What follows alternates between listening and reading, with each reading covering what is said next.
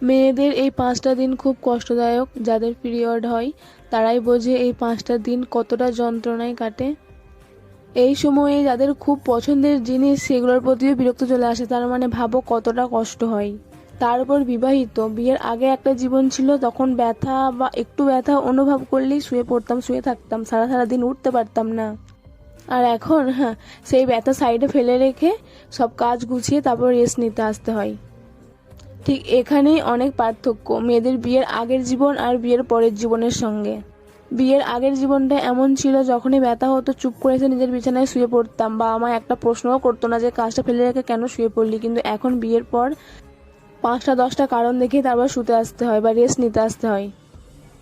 আর তারপরেও শুনতে হয় যে মানিয়ে নাও, সবাইকে মানিয়ে নিয়ে চলো। এর থেকে কষ্ট আর কি হতে পারে তোমরাই বলো। এটা শুধু আমার সঙ্গে না, কিছু কম প্রত্যেকটা মেয়ের সঙ্গে এটাই হয়ে থাকে। আর এই ভিডিওটা আমি সবার থেকে আশা করবো like, comment, share and subscribe. তো আজ এই পর্যন্ত, দেখা হচ্ছে পরের ভিডিওতে। টাটা।